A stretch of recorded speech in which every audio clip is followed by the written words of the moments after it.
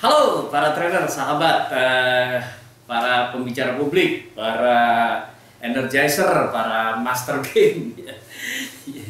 Sekarang kita memasuki new normal, tapi training tetap harus secara online, ya, masih belum bisa offline. Nah, muncul pertanyaan-pertanyaan nih, bagaimana membuat training menjadi lebih seru, ya? Dulu ketika saya bersama Pak Andreas Harefa menjadi trainer andalan, itu ada approach yang namanya pakar, ya. Training itu harusnya positif, aplikatif, komunikatif, apresiatif, dan yang terakhir R-nya itu rekreatif, ya. Training memang harus membawa suasana yang lebih menyenangkan, menjadi tools rekreatif, ya. Namun ketika dengan online, baik itu dengan Google Meet, baik itu dengan Microsoft Teams ataupun Zoom, itu ada limitasinya. Tapi para trainer pasti adalah orang-orang yang kreatif, ya, pandai menemukan cara. Nah, ini ada ratusan game yang bisa Anda gunakan, ratusan energizer yang bisa Anda gunakan. Tapi kalau dibuat jadi video kan panjang banget, ya. Makanya kita balik saja, jadi akan saya berikan toolsnya. Tapi teman-teman, dalam satu training, terutama apalagi di zaman online ini, Anda tidak boleh lupa yang namanya connect before content. Apa? Connect before content. Jadi kita harus bikin connection dulu dengan audiens, ya. Kalau mereka jauh, ada di luar kota, luar negeri, kita harus bikin connect.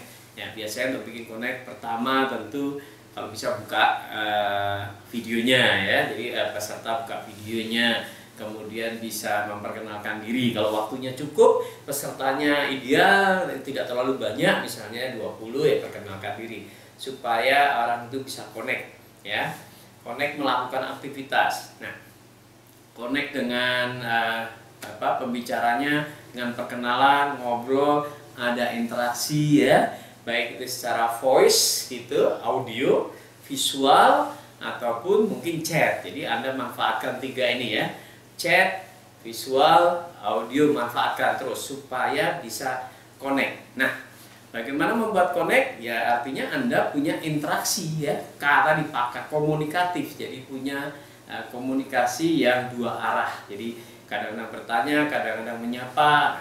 Awal-awal sebenarnya ide membuat aktivitas secara online itu tidak jauh berbeda dengan offline. Jadi rumusnya yang pertama, yang penting itu satu, migrasikan dari yang ada, ya, yang ada di offline, pindahin ke online. Gimana misalnya apapun, ya, apapun game yang Anda lakukan, apapun aktivitas yang Anda lakukan di offline, Anda bikin versi online-nya. Ya, itu udah gampang. Jadi kalau Anda sekarang secara offline sudah punya koleksi 200, 300, ya tinggal terapkan saja. Misalnya contoh, kalau teman-teman suka, kalau ada gajah kecil gitu, ya, semut besar, bisa dong diimplementasikan di di Zoom, di online, oke, ya. Atau melakukan gerakan, misalnya Anda bikin cerita, ketika Anda bilang kanan, dia harus kanan. Bilang kiri, harus kiri. Jadi Anda bisa bikin cerita, suatu hari saya pergi ke sebuah hutan, ternyata di sana ada gunung, kita harus memutar belok ke kanan. Nah, peserta kanan semua. Itu contoh aktivitasnya, ya. Jadi apapun yang di offline, Anda bikinkan versinya secara online. Kalau salaman, ya boleh salaman. Ya, salaman dulu kanan kiri, ya, cukup belok kanan belok kiri, kan. Di frame di screen-nya bisa kelihatan. Berpelukan bisa nggak? Bisa, ya. Walaupun social distancing, namanya virtual pelukan. Boleh, virtual pelukan dulu, ya, boleh. Itu membuat suasana lebih seru, ya. Game-game apapun, misalnya dulu ada tebak-tebakan, Anda bisa pakai, ya. Oke, itu jalur pertamanya dulu, ya. Memindahkan yang biasa secara offline dibuatkan versi online-nya, ya. Secara offline dibuatkan versi online-nya. Tepuk tangan? Bisa dong. Tepuk tangan 1 kali, 2 kali, 3 kali, bisa, ya. Walaupun di sana nggak tetap di mute, nggak apa-apa, atau gerak gitu, ya. Coba teman-teman, kalau saya bilang 1, 2, 3, wajahnya nih wajah yang paling jelek nempel dekat kamera, kan boleh nggak? 1, 2, 3, boleh ya. Jadi itu ide pertama bahwa memindahkan semua yang dilakukan secara offline ke versi online.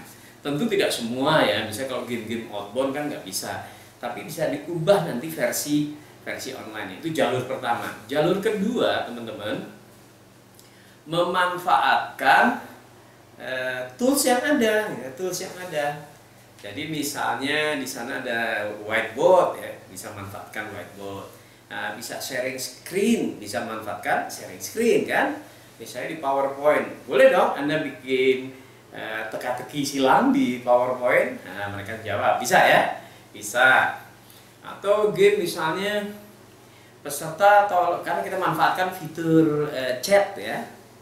Tolong Anda tuliskan di kertas dulu deh 5 kata, 3 kata makian, 2 kata pujian. Nah, misalnya gitu ya. 1 kata bebas, jadi 6 lah ya, 6. Kemudian setelah punya kata-kata, Anda bisa bikin breakout-nya ya, kelompok. Setelah berkelompok, nah masing-masing kelompok tolong kata-kata yang dimiliki oleh peserta itu dijadikan puisi, ya kan?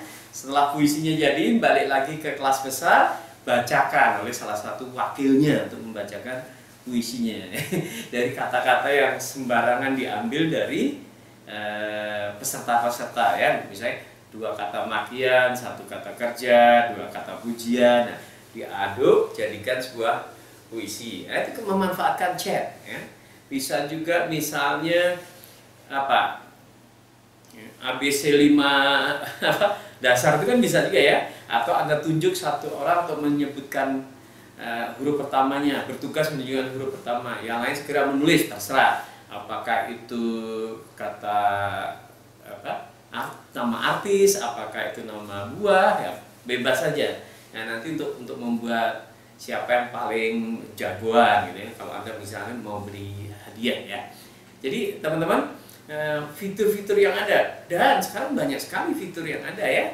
Misalnya Anda mau mengundi, Anda bisa pakai misalnya random.org gitu ya, atau yang di HP ada roulette gitu ya, nama-nama. Kalau Anda mau bikin hadiah, door prize gitu, bisa manfaatkan itu. Jadi yang di offline secara online juga bisa. Jadi misalnya seluruh peserta dikasih nomor ya, nomor 1, 2, 3, 4. Nah, Anda tinggal buka share screen random .org ya, masukkan angka 1 sampai 20 diacak. Nah, bisa seperti itu ya. Oke. Jadi satu tadi jalurnya adalah jalur memigrasikan game-game offline Anda yang Anda miliki ke online ya, versi online-nya. Boleh dimodifikasi, boleh agak jauh. Kalau emang nggak bisa ya nggak usah dipaksakan ya. Oh, nggak bisa nih. Tapi Anda bisa menemukan hal-hal baru tuh. Yang kedua, memanfaatkan fitur yang ada di misalnya di Zoom atau aplikasi-aplikasi yang ada ya, misalnya Kahoot, Menti, ada apa lagi tuh, Pooling, segala macam ya. Teka-teki boleh ya. Kemudian yang ketiga jalurnya adalah jalur ide baru, ya Anda bikin ide aja. Oke. Mudah ya, 3 jalur itu. Ya, misalnya freeze yang joget suka berhenti, boleh kan dipakai di di kita di online ya. Misalnya Anda buka aja YouTube ya, buka YouTube. Nanti kalau musik berhenti, tolong berhenti ya. Oke, peserta siap joget.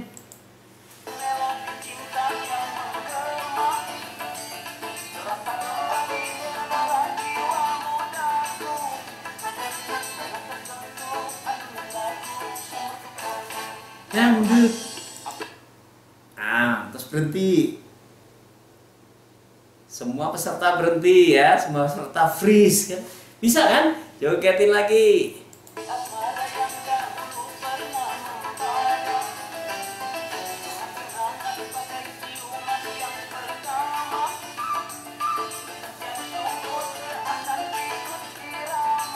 Stop.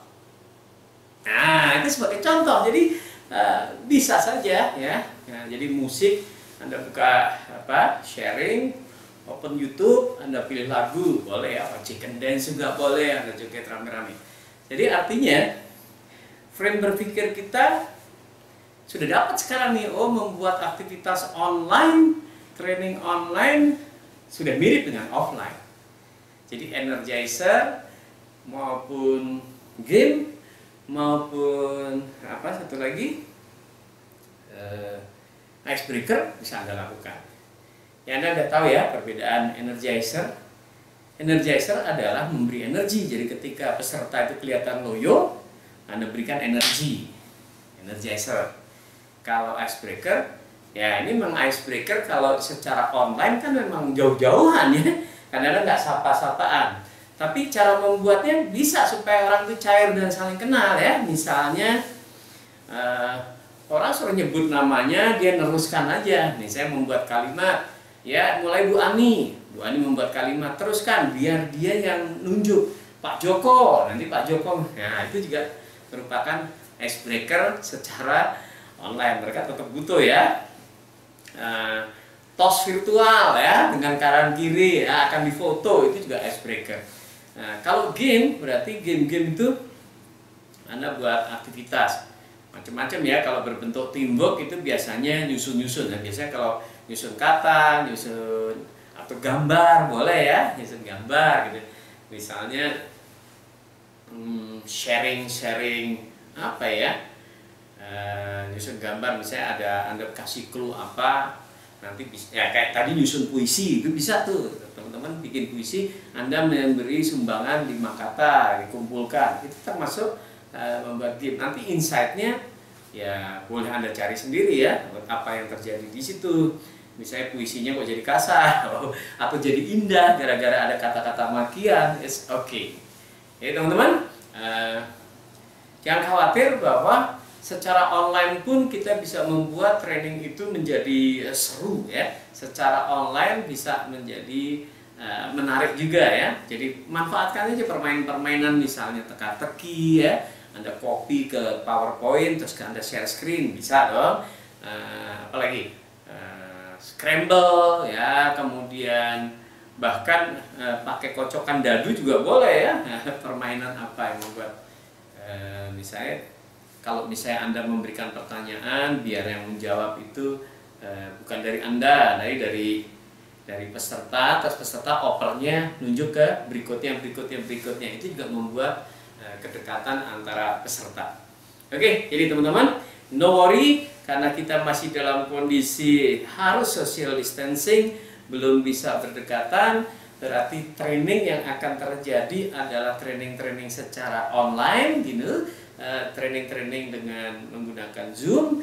Jadi Anda tetap itu ada nilai positifnya bahwa materi Anda secara konten akan lebih kuat, lebih serius, mereka lebih fokus. Namun jangan lupa tetap buatlah suasana jadi fun. Ingat, connect before content. Jadi sebelumnya memang Anda harus connect. Nah, tip yang keempat teman-teman, Anda bisa hire moderator yang bisa memberi energizer, memberi game kan ya. Ya, kalau Anda bisa kenal misalnya Mas Raul Rahman, Mas Zulfikar, atau siapapun ya, Mas Ferdi ya. Mereka bisa membantu tuh teman-teman. Jadi mereka bisa membantu mengawali orang untuk connect dulu, baru konten Anda. Atau ketika Anda merasa, wah ini kayak peserta jenuh nih, hidupin suasana, pakai lagi moderator sekaligus sebagai energizer.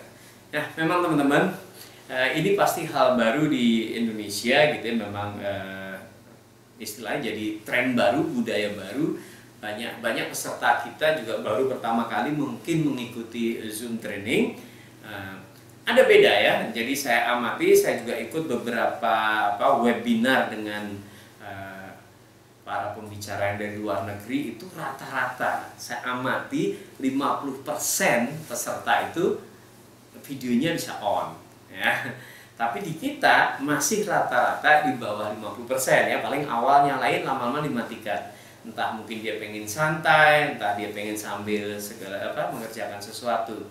Jadi memang kita harus punya effort yang bagus di awal untuk membuat connect. Sekaligus mungkin masukkan dulu peraturan-peraturan ketika Anda buat kelas online kalau memang merasa Anda butuh itu.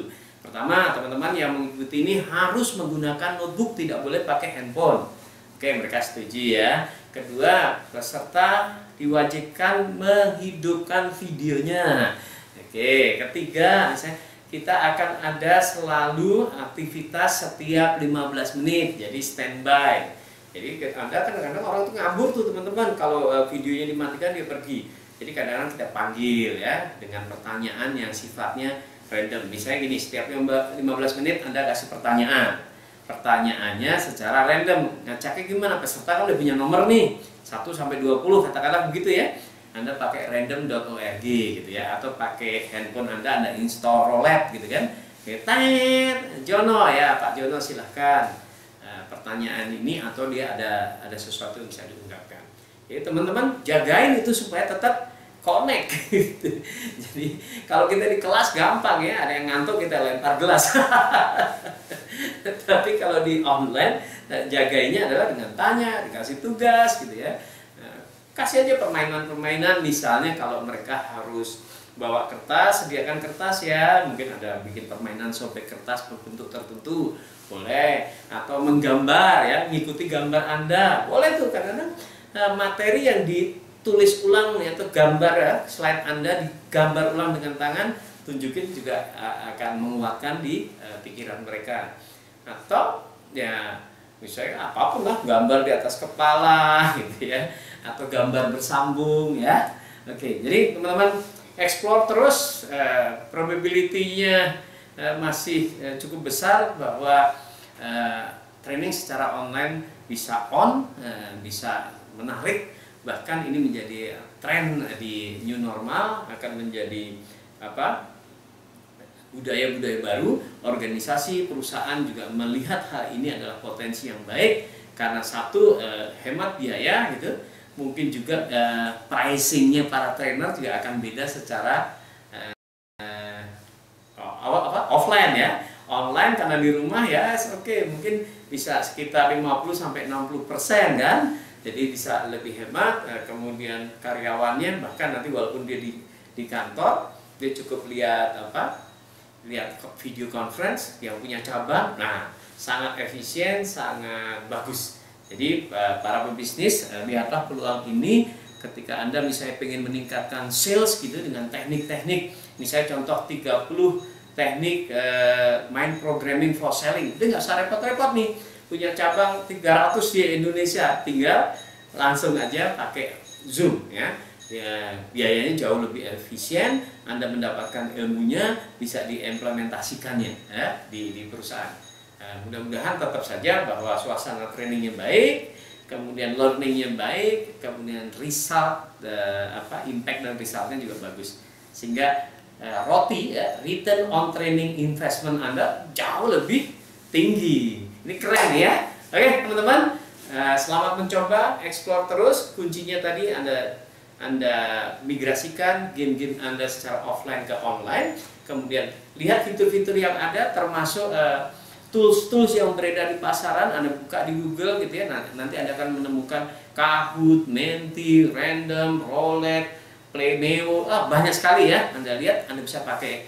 Kemudian bahkan di YouTube Anda share lagu ya, sudah, atau pakai Spotify ya, macam-macam lah. Banyak sekali teman-teman. Anda harus rajin melihat, mencoba. Ketika Anda punya kelas, Anda coba, Anda kelas, Anda coba. Mudah-mudahan lama-lama kita semua para trainer Indonesia sangat piawai melakukan webinar, melakukan training online dengan menarik dan membawa impact dan result yang tinggi. Oke, semoga bermanfaat. Sukses besar buat teman-teman semua.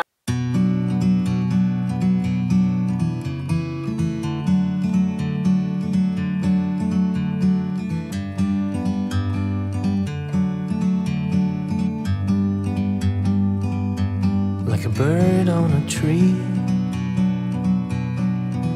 I'm just sitting here